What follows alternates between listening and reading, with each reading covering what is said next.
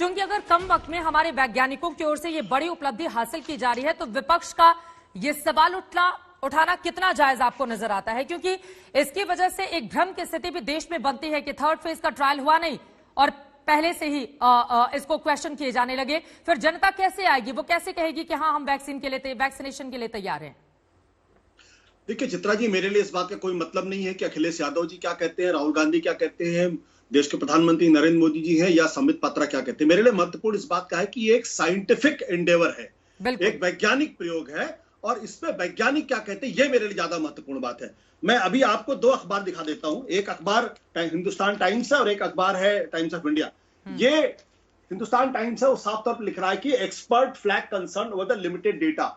दूसरी तरफ ये टाइम्स ऑफ इंडिया अखबार है जिसमें भी इसी तरीके की बात लिखी गई है। वेलोर में है जिनका नाम है गगनदीप कांग, उनको कहा आई एम कंफ्यूज्ड, मुझे तो समझ में नहीं आ रहा ये हो क्या रहा है। एक दूसरे साइंटिस्ट है जिन्होंने कहा कि भाई आई एम शॉक्ड, और एक तीसरी साइंटिस्ट है जिनका नाम है Malini Aysola, it is absolutely shocking. तो ये जो वैज्ञानिक कम्युनिटी है उनका ये कहना यह है कि दरअसल जिस तरीके से इसको अप्रूवल दिया गया है इसमें जरूर कोई दिक्कत है। अब अभी डॉक्टर धनीजा साहब कह रहे थे, खुद वो कह रहे थे कि भाई अगर ये क्लिनिकल ट्रायल के मोड में है तो मेरा ये कहना यह है कि इस देश के अंदर ऑलरेडी एक जो सीरम इंस्टीट्यूट का है ऑक्सफोर्ड वाला, उसको अप्रूवल मिल चुका है। इसका मतलब अगर कोई इमरजेंसी सिचुएशन होगी तो आसानी से डिस्ट्रीब्यूट हो सकती है, ट्रांसपोर्ट हो सकती है, लोगों को लग सकती है। इसका मतलब हम बिना दवा के नहीं, बिना वैक्सीन के नहीं है। तो इसको इतनी जल्दी, जब भाई आप क्लिनिकल मोड में ही अगर आप हैं तो फिर आप क्यों इसको अप्रूवल दे रहे हैं? मेरा सवाल सिर्फ इतना सा है, और मैं चूंकि इस मामले का बहुत जानकार नहीं हूं, लेकिन मेरा जो बेसिस है यह है कि इस देश के जो बड़े तमाम जो वैज्ञानिक हैं, जो इस मामले से जुड़े हुए लोग हैं, वो इस पर सवाल खड़े कर रहे हैं और वो गंभीर सवाल खड़े कर रहे हैं, और ज्यादातर साइंटिस्ट जो जुड़े हुए हैं वो इस पर गंभीर सवाल खड़े कर रहे हैं। ऐसे में इस पूरे मसले पर गंभीर बहस होनी चाहिए। अभी मैं संबित पात्रा जी की डिबेट सुन रहा था, अनुराग भदौरिया का डिबेट सुना था। संबित पात्रा जी के कहने का मतलब तो कि इस पर डिबेट ही नहीं होनी चाहिए। भाई डिबेट क्यों नहीं होनी चाहिए? अगर लोकतंत्र है तो डिबेट होगी ना इस पे। वैज्ञानिक अगर इसमें बहस कर रहे हैं तो देश के हित के लिए बहस कर रहे हैं, चर्चा के बाद। हाँ, और यही नहीं, वो ये भी कह रहे हैं कि वो ये चूज करेंगे कि आपके यहाँ एंकर कौन होगा, रोहित सरदाना एंकर होंगे, चित्रा त्रिपाठी होंगे। आप सोच लीजिए, ये उनके पेशेंस का लेवल है। हम चूज नहीं करने जा रहे हैं कि हम कौन से प्रवक्ता को लेकर आएंगे। बीजेपी जिस भी प्रवक्ता को देगी उसका स्वागत है और उससे चर्चा को आगे बढ़ाया जाएगा। लेकिन अब मैं आ जाती हूँ डॉक्टर राजेंद्र, एक बार फिर से आपके पास। यहाँ पर जो सवाल खड़े किए हैं आशुतोष जी ने, मैं चाहूंगी कि इसका जवाब दीपक, आ रही हूँ, आपने देखे कि आप आ रही हूँ आपके पास। डॉक्टर राजेंद्र धनीजा, लोगों में विश्वास बहाली हो इसके लिए आप लोगों की ओर से क्या समझाया जाएगा?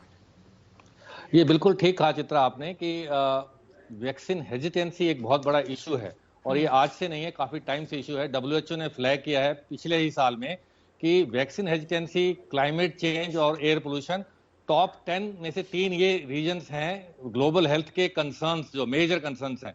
तो वैक्सीन हेजिटेंसी पहले से ही है और अभी इस समय पर इतना हमारे जो रिस्पॉन्सिबिलिटी बनती है कि हम लोगों को समझाएं कि वैक्सीन क्यों जरूरी है इस टाइम के लिए।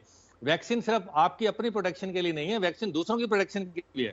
ये सिंपल तरीका है कि अगर आप वैक्सीन लगवाते हैं तो आप प्रोटेक्टेड हैं और आप जो है डेड एंड है वायरस के लिए। अगर आप वैक्सीन नहीं लगाते हैं, अनप्रोटेक्टेड हैं, तो आप फैसिलिटेटर हैं वैक्सीन के लिए। ट्रांसमिशन में एक माध्यम बनते हैं आप, वायरस की स्प्रेड में आप एक हेल्प करते हैं। सो ऑब्वियसली ये सिर्फ आप एक इंडिविजुअल रिस्पॉन्सिबिलिटी नहीं है, एक कम्युनिटी मास्किंग की है, कम्युनिटी प्रोटेक्शन के लिए बहुत जरूरी है कि हम सब लोग वैक्सीन लगाएं। बिल्कुल। और वैक्सीन अगर आपने देखा होगा, एक मिनट में आपका और लूंगा, ब्रिटेन में क्या हालत हुई है इस समय पर।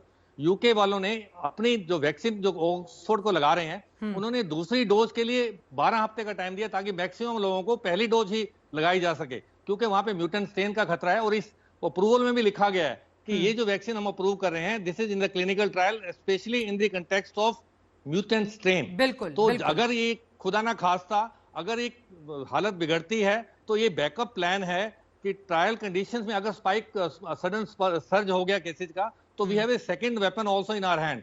जितने वेपन्स हमारे पास होंगे, मैं 2 वैक्सीन की बात नहीं करता, मेरा ये मानना है, पर्सनल मेरी व्यक्तिगत राय ये है कि जितनी ज्यादा वैक्सीन हो उतना अच्छा है, अप्रोप्रिएट, सेफ और प्रोटेक्टिव वैक्सीन। बिल्कुल सही कहा आपने। और दीपक कुमार, इसी सवाल के साथ आपके और अनुराग भदौरिया जी का रुख करते हुए उन्होंने कहा कि जितनी भी वैक्सीन होंगी वो देश के हित में होंगी, और इस तरह के गैर जिम्मेदाराना सवाल उठाना आखिर कहां तक जायज है। और आपके बड़े बड़े नेता जो सवाल खड़े कर रहे हैं वो तो विदेश में कहीं जाकर लगवा भी लें, उनके पास तो पैसा है, रसूख है, सब कुछ है। गरीब जनता के मन में आप लोग भ्रम पैदा कर देंगे।